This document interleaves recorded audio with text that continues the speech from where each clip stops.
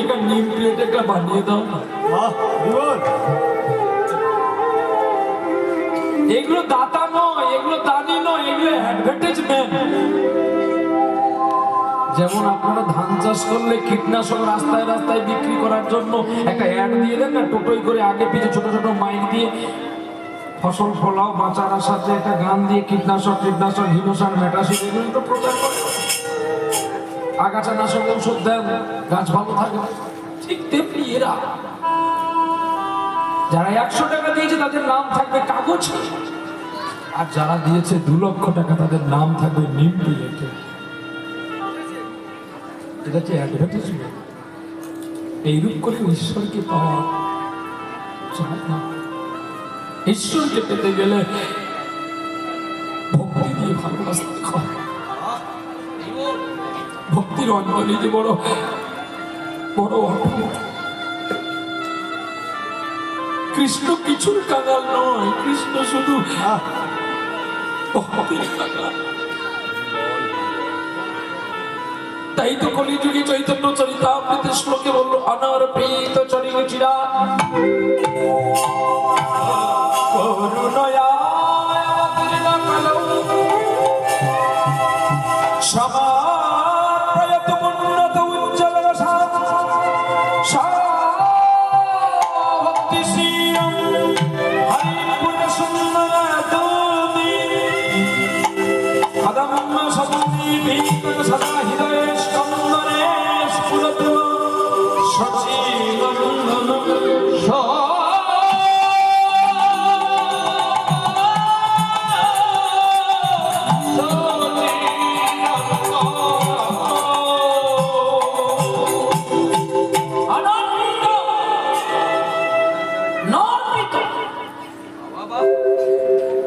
অনর্পিত শব্দে ন অর্পিত। আমি কোন যুগে এমন করে অবতীর্ণ হই ন অর্পিত। সত্য গেল, ত্রেতা গেল, দাপর গেল, আমি আসি ন অর্পিত। অনর্পিত চরিচির চরিচিত ভাবে পুঁথিগত ভাবে আমি কোথাও দেখা দিতে পারবেন যে আমি এসেছি ভক্তরূপী হয়ে। চরিচিরাত করুণয়া। আমি যে 3টি যুগে করিনি সেটা কেবলমাত্র কলিযুগে করলাম। করুণয়া, আমি করুণা করলাম, অবতীর্ণ। আমি এইমাত্র অবতীর্ণ হলাম কলৌ কলিযুগে। অনর্পিত চরিচিরাত করুণায় অবতীর্ণ কলৌ, এই কলিযুগে জন্ম নিলাম। সমাপ্রায়ত উন্নত, আমি সমর্পণ করলাম। কি সমর্পণ করলাম? কার কাছে? ভক্তির কাছে। কি সমর্পণ করলাম? উজ্জ্বল রস। যে রস সত্যকে দিলাম না, ত্রেতাকে দিলাম না, দাপরকেও দিলাম না, তাই এই কলিযুগকে দেব বলে আমি উন্নত উজ্জ্বল রস। উজ্জ্বলটা কেমন? 1 কোটি সূর্যকে এক জায়গায় করলে যেমন উজ্জ্বল হয়, তার চেয়ে উজ্জ্বল রস আনলাম আমি কলিযুগের ঘরে ঘরে। আসি নদিয়ায় অবতী, নদিয়া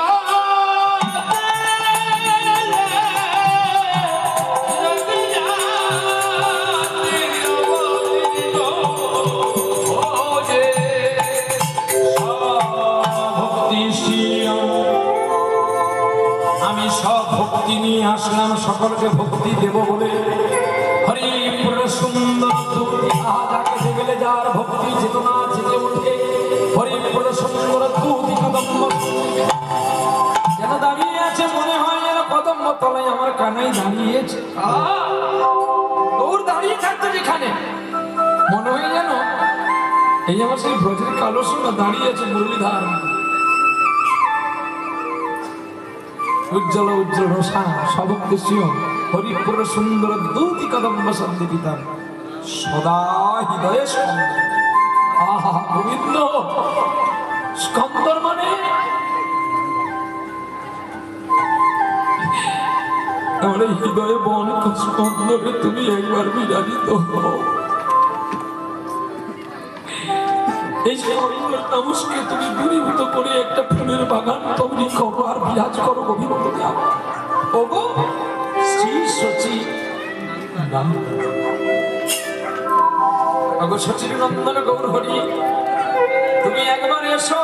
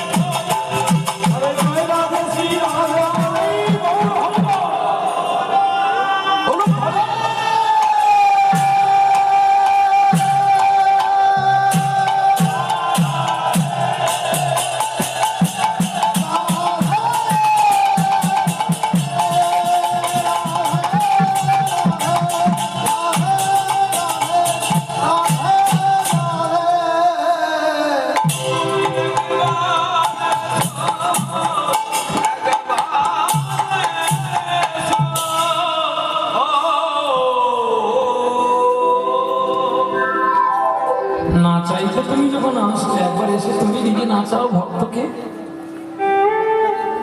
তাই ভগবান কৃষ্ণ আজকে সকল লীলার অবসান করবেন বলে শচী সিন্ধু গর্ভ মাঝে অবতীর্ণ হলেন মায়ের গর্ভে 13 মাস থাকার পরে। আর কলিযুগের সেই হলো চৈতন্য ভগবান। গৌরকে ভজন করলে আর রাধা কৃষ্ণকে ভজন করতে হয় না।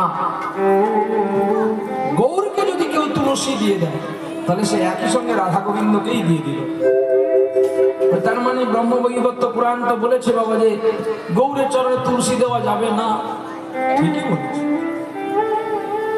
আমি তো পুরাণকে মিথ্যা বলতে পারবো না, কিন্তু গরুর পুরাণের রসটা যে মহাভাগবতে দেওয়া আছে। গরুর হচ্ছে একটি পুরাণ আর ভাগবত ভাগবত হচ্ছে মহাপুরাণ। মানে 18 পুরাণের রসকে ভাগবত সহ্য করতে পারে না। কিন্তু ভাগবতের ঢেউর রসকে এই 18 পুরাণ সহ্য করতে পারবে না। শ্রীমদ্ ভাগবত যে জায়গায় বসবে 18 পুরাণ বসতে পারবে না। আপনারা কখনো দেখেছেন যেখানে ভগবত পাঠ হয় সেখানে অন্য কোনো পুরাণ থাকে? শুধু ব্যাস আসনের মধ্যেই থাকেন শ্রীমদ্ ভাগবত গীতা। এই শ্রীমদ্ ভাগবত হচ্ছেন স্বয়ং ভগবানের অঙ্গ। এই ভগবানের অঙ্গের কাছে অন্য কোনো গ্রন্থ বুঝতে পারে না। এই জন্য শ্রীমদ্ ভাগবত হচ্ছে 18 পুরাণের মহাপুরাণ। আর শ্রীমদ্ ভাগবতে কি লেখা আছে না, রাধা গোবিন্দকে পূজন করতে যদি তোমার বিলম্ব হয়ে যায়, তুমি যদি চাকরি করতে যাও, তোমার টাইম চলে যাচ্ছে, দুজনকে পুজো করতে হবে, কিন্তু কৃষ্ণায় বললে যে একটু তুলসী নিয়ে একটু চোখের জল নিয়ে গৌরের চরণে দিয়ে পালিয়ে যান, রাধা গোবিন্দ তাতে খুশি হয়ে যায়। বলছে কেন না, তার পদে বলেছে ওরে কে বলে গৌরাঙ্গ ভালো,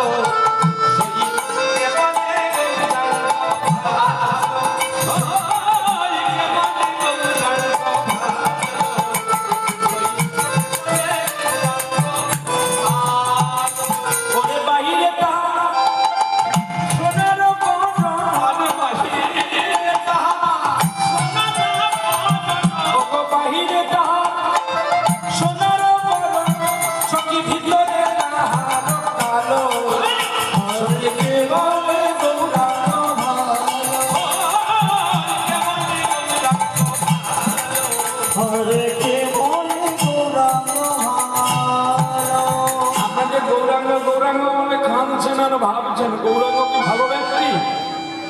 ও ভালো না তো। ও যদি ভালো হবে ওর দুটো কালার হবে কি? হ্যাঁ, এখনকার মানুষের দুটো দুটো তিনটে তিনটে কালার হয় না, যে তোর ভারী সে দলে করে যায় মার খাওয়ার হয়। কিন্তু গৌরাঙ্গ এই মার খাওয়ার হয় নয়, গৌরাঙ্গ পায়ে ধরা হয়। রাধে রাধে, ভয়ে নয়, ঋণ পরিশোধ করা যাবে। কায়দা আছে গো, কায়দা না জানলে কেউ মাঠে নামা যায়? কায়দা চাই না কইতে হয়। দেখো এখনকার জগতের মানুষ শুধু কামাবার জন্য ছায়াটা পরিবর্তন করে, আর মহাপ্রভু চরণ ধরার জন্য পরিবর্তন করে। এতদিন তোরা আমার ধরেছিস, আজ আমি তোদের ধরবো। এই যে চৈতন্য শিক্ষাশ্রমের কথা, এটা কোথায় লেখা আছে দেখেন। এর গ্রন্থটির নাম হচ্ছে চরিত্র সুধা। এই গ্রন্থটির নাম চরিত্র সুধা। এই গ্রন্থটি কে দিয়েছিলেন আমাকে?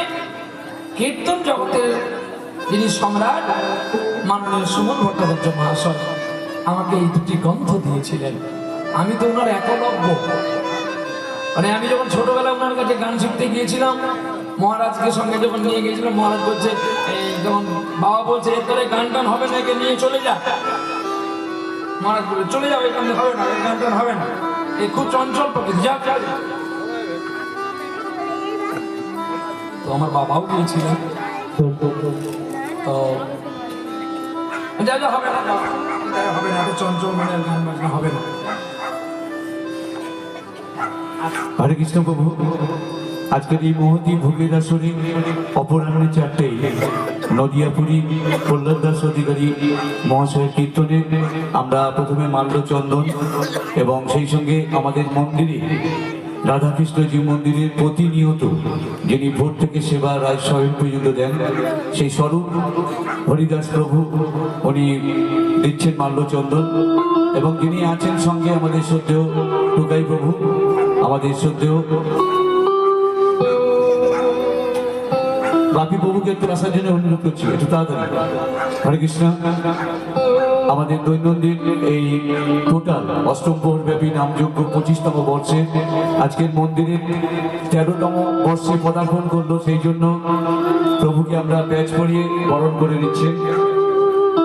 দিলীপ বিশ্বাস অর্থাৎ টুকাই প্রভু, আগে চন্দন দেবে ওই মায়ের একটু উলুধ্বনি হবে। হরে কৃষ্ণ। গীতায় গৌর প্রেমানন্দে হরি হরি বল। এই যে রাধে, অনেকগুলো ভাগ্য ফলে আজকের এই মহতী হরিবাসরে আমরা পৌঁছেছি। বেলটুরি বাগান বাঁকড়াহাট দাদা যেটা বলছিলেন বড় কাছারি একটা ঐতিহ্যবাহী হরিবাস এখন ব্যাচ পড়িয়ে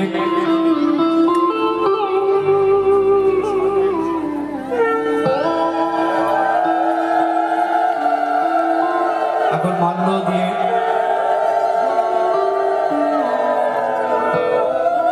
আমাদের মন্দিরে সেবাই কথা বলি, এই মালাটা ভগবানকে পরিয়েছেন প্রসাদী মালা, প্রসাদী মালা।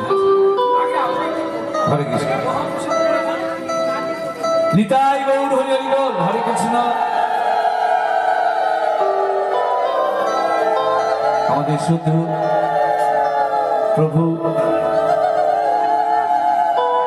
শীতকালে সেই সঙ্গে আরো একটু উলুধ্বনি চাইব শ্রীমদ ভগবত গীতা যে চৈতন্য চরিতামৃতে আস্বাদন করছেন আমাদের বাপি প্রভু দিলেন। নিতাই গৌর প্রেমানন্দে হরি হরি বল, হরে কৃষ্ণ। 13তম বর্ষে আমাদের মন্দিরে স্মারক, এই স্মারকটি প্রভু যেখানেই যাবেন নবদ্বীপেরও থাকবেই এই রাধা কৃষ্ণজি, এটাই হচ্ছে আমাদের প্রাপ্য। হরে কৃষ্ণ। সবাই মিলে আর একবার একটু দৌড় ধরছে উলুধ্বনি, সম্প্রদায়কে মাল্যদান করা হচ্ছে। হরে কৃষ্ণ। আসুন আমরা আবার কীর্তনে ফিরে আসবো।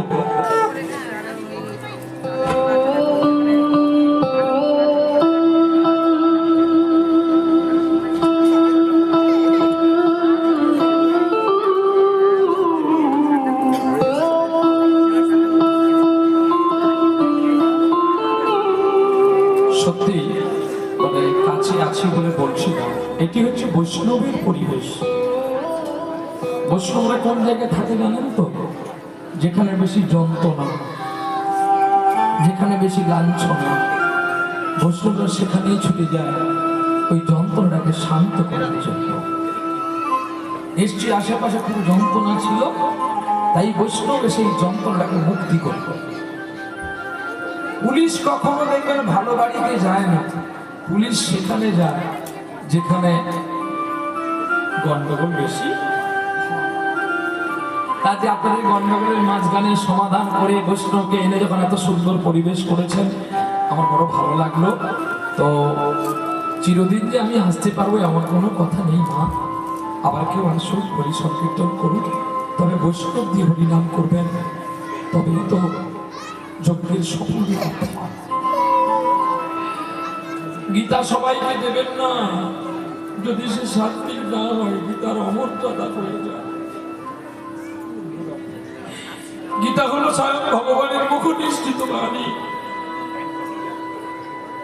যেদিন আমি গান গাইতে পারবো না, এই স্মারকটা দেখেই তখন নিজে একা বসে বসে কাঁদবো।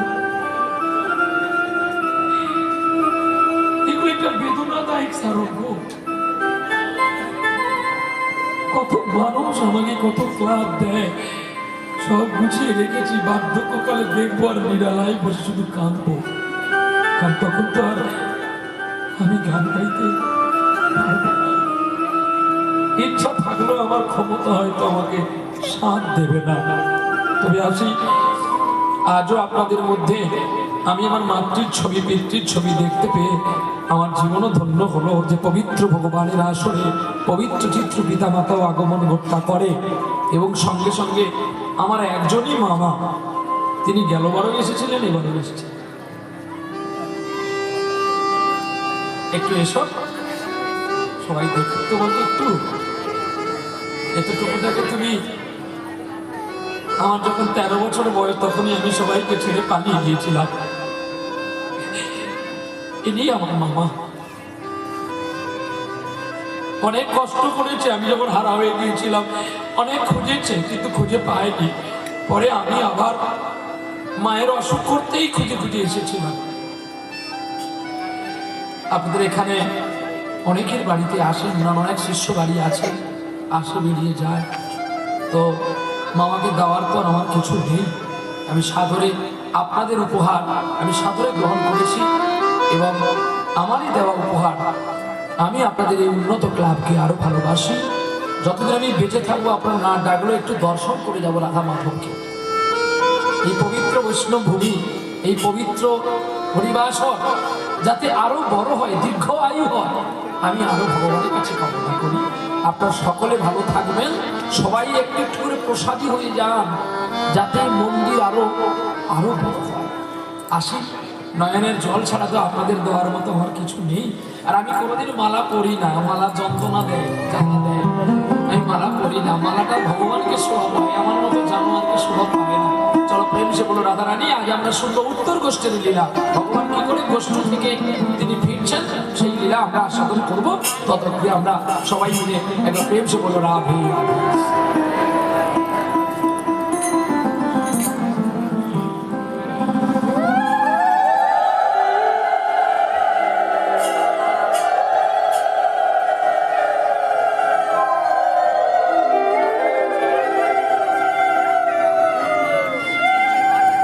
প্রেম সে বলো রাধে রাধে। তাহলে গৌর সুন্দর নিজে সাজতেন না, তিনি কাউকে সাজাতে ভালো বাসতেন। আমার মা এখনো বলে খোকা রে, না খোকা বলে জানোয়ার, বলে দিলাম খোকা রে, এই জানোয়ার তুই কোনোদিন সাজবি না, তুই সাজাবি সবাইকে, সবাইকে সাজাবে আমি ভালোবাসি। আর আপনাদের এই এলাকাতে সবচেয়ে আমার প্রিয় মানুষ, তিনি সাত্বিক আহার করেন। আমি ওনার সঙ্গে খুব ঠাট্টা করি, খুব লাগে, মজা করি, মানে এত ঠাট্টা বোধে আর কারোর সঙ্গে আমি করি না। তো উনি প্রসাদী, আপনাদের স্থানীয় ছেলে ব্যাচেলার লাই, যাকে আপনারা সকলে ঠাকুর বলেইছেন।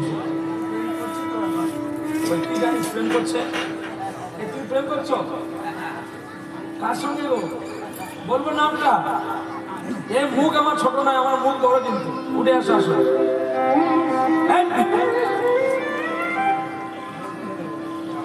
নারে বলে দেবো, সোমার কথা বলে দেবো। এই গান বেশি করে গাইবো, কি হয়েছে?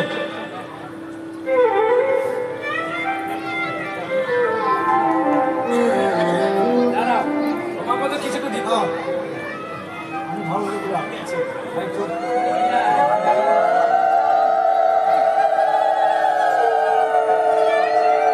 প্রসাদী, তোমার কাছে আমার ভগবানকে রাখলাম, তুমি তার সেবা পূজা করবে। শ্রীমদ ভাগবত মানে স্বয়ং ভগবানকে আমি তোমাকে দিলাম, কারণ তোমাকে ঠাট্টা করি বটে, কিন্তু তোমাকে একটা আত্মার সঙ্গে আমি ভালোবাসি। আমার বাড়িতে অনুষ্ঠান হয়েছিল, আমি বলতে পারিনি, উনি খুব রাগ করেছে। আমি দেখো আমার বাড়িতে পুষ্পাঞ্জলি শেষ হয়েছে, আমি বাড়ি এসেছি দুমকা ঝাড়খণ্ড থেকে, আমার স্মরণ নেই তোমাকে বলা। নেক্সটে যদি গোবিন্দ কৃপা করে তোমাকে আমি বলবো, তুমি যাও। চলো প্রেম সে বলো।